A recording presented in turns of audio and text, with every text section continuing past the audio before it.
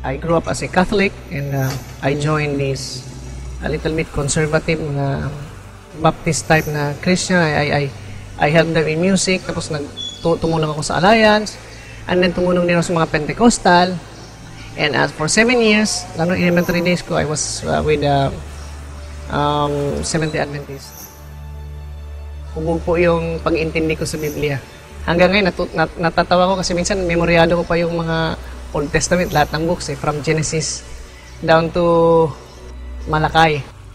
Sobrang yung pag-iintindi ko sa Christianismo. If I really practice it, napaka-Islamic na eh. Kung susundin ko lang the way si Jesus mag-pray, that is the prayer of Islam. Ang sabi dun sa Biblia, and he went a stone's throw farther, and he fell on his face to the ground and prayed. So, ganun, nagdarasal po si Jesus. And the same thing when you see the Muslims, how they pray, the same thing that how Jesus prayed way back before during his time. Bismillahirrahmanirrahim. Alhamdulillahi Rabbil Alamin. Ang Islam sa akin, it is more than a religion. It is my way of life. It is me. Ang religion is like as going to Sunday or Saturday lang eh. Ito way of life, everything I do. Before I enter my house, I ride a vehicle, I wear new shoes, I take a bath. Before doing anything, you make mention the name of Allah or the name of God. Kasi that's how Islam teaches you. Dapat manifestation, you love your country, you love your environment, you love your family, you love your work, you love your boss. If the boss is on the righteous way, because that's how Islam teaches one. It was year 2000 lang, mga kaibigan ko ng may Amerikano akong kaibigan na who works in airbase. Kita ko yung life niya, adik-adik yun eh. Nung nag-Muslim siya, turn around talaga. 180 talaga siya.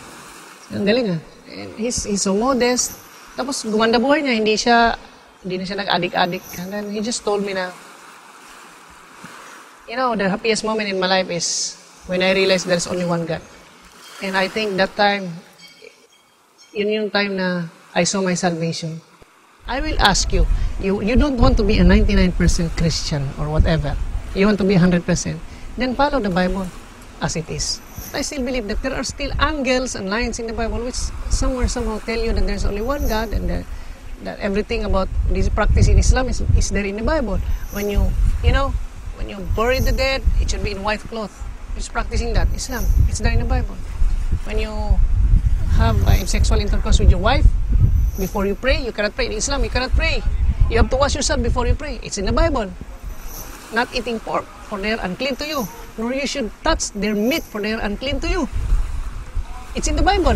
That's why we're not eating pork, because the Bible tells me so. So that makes me a Muslim, because I follow the Bible. And I follow it by heart. On the good sides of the Bible, I follow it by heart.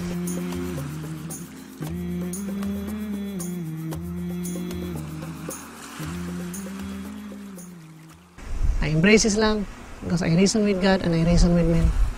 And my reasoning with God is that I believe He is the only one. La ilaha illallah. It is a religion which gives me the answers to so many questions, to so many queries. I'm a man of science and I want to have explanation to everything. In Islam, I was given the explanation to everything, even to the molecular level of it. Yan ang gusto ko eh, yung bagang bigyan mo ko ng sagot sa bawat tanong.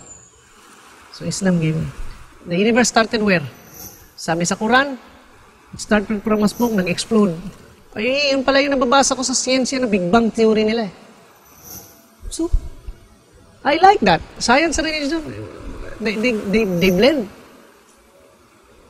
Paano ang tao nabuo sa womb ng babae? It's explained in the Quran. Bakit? Nung unang panahon, mayroon bang electron microscope si Prophet Muhammad doon sa disyerto? So, ibig sabihin, he knew that, and that's the modern science right now. How did he know that? It means to say that the God of religion, whom I believe, is the God of science also.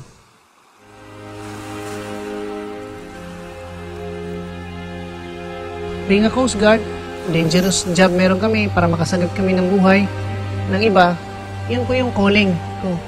Dito ko inilagay ng God, ng Allah, para itong isang aspekto ng society, maka-address kami. Hindi naman lahat, merong gift of life-saving.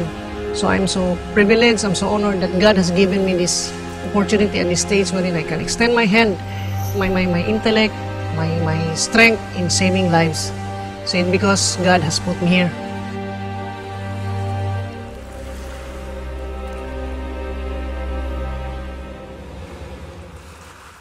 Huwag lang ako makalimot to mention His name before I execute my last breath.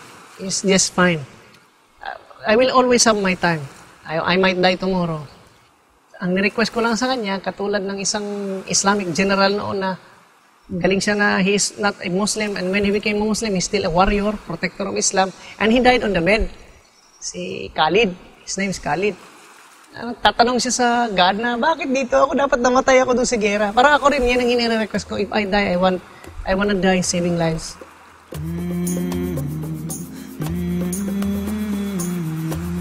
I live by the grace of Allah.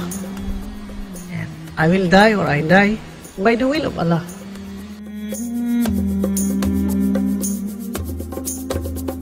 Oh, mountains of Mecca, what